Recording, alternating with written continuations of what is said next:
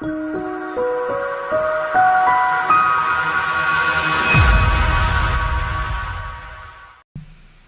Dr. Lindsey and Wendy here. We're going to take you right through a repair case today on a young guy. I think he's 34, right, nurse? Yes, doctor. And when we see this all the time, he went to a place and had a case that was sold to him based on the payment plan he could afford and the downtime he could tolerate, and it turned out to be too little hair in too little space, maybe even too much space. And as the years went by, he just looked too thin, so then he goes and gets SMP'd done on his head, which doesn't actually look too bad, but he comments that about half of it's faded in the first 3 months.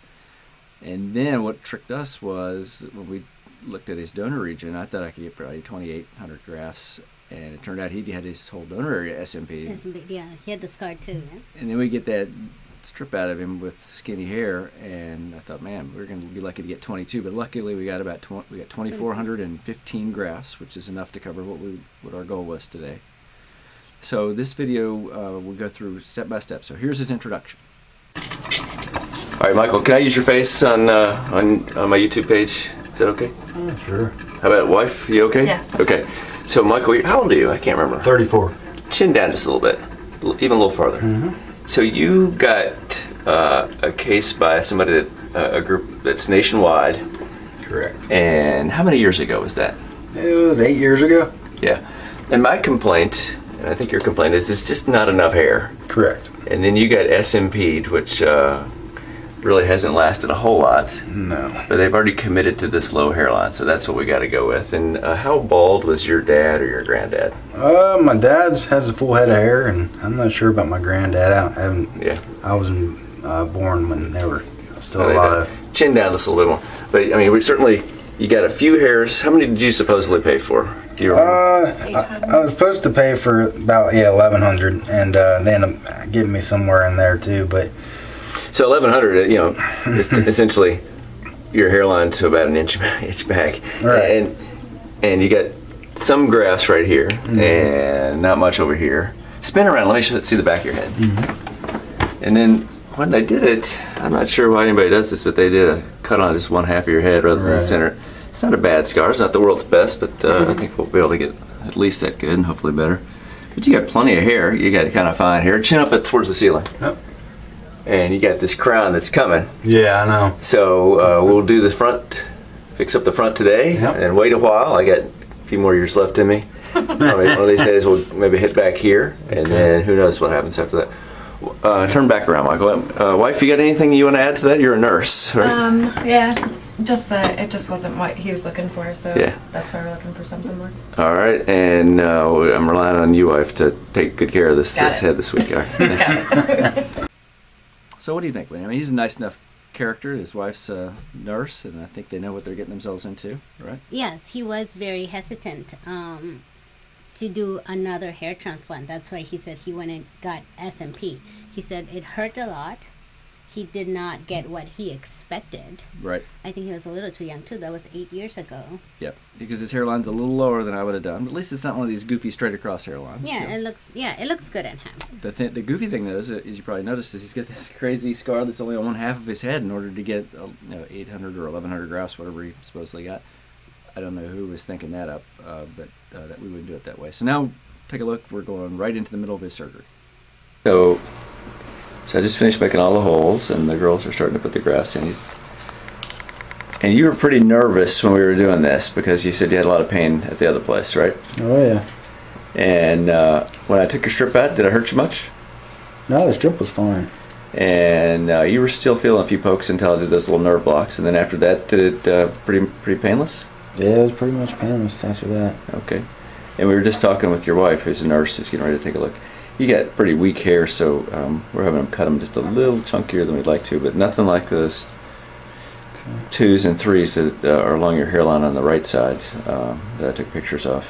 And you just didn't have much on the left side at all. So we'll get this in. And so far, has it been kind of what you expected, or easier, or harder? A little bit easier than my last procedure, so yeah, it's a little better than I expected. All right. They going in good, Wendy? Yes. So, you're putting the hair in. We had them cut them a little fatter because they're such because weak the hair. technician said that the hairs were like very weak, so we had him put it more. A little more dirt around that root. Yeah. Yep. And I think that might be another different thing that makes this a little more successful than his first one, is being a little more careful. And, Yeah, because we don't run a production house. We, if you need a little bit something else done, we tailor it to fit you. Mm-hmm. And he says it doesn't hurt much. And we did 141 strip cases last year, and I can think of 3 guys that said it hurt a whole lot, and 138 guys that said exactly what this guy is. So it's pretty typical. So now let's go to the end of the case. So Michael, we just finished 2,450 grafts exactly. Mm-hmm. Cut out your old scar. I told you had a little bit of a doughy head, and your hair's kind of weak, so we cut them a little bit chunky. Right. How much did I hurt you today? Be honest. Initially I felt a couple pricks, but after that it was smooth sailing. No pain at all. And again, don't say where you went before, but by and large, did I hurt you less than or more than where you went before? Much less. It was definitely a much better process throughout the whole thing.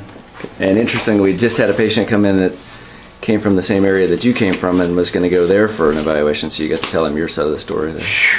Yeah. I'm glad I saved him. I wish someone could have saved me. Yeah. I did enough research now. Anything you think that the viewers of this would want to know? So up front with you, I'm kind of bullish. Honestly, Dr. Lindsey is straightforward. So, I mean, if you want it sugar-coated, don't come here. Right. That's the truth. But, he will.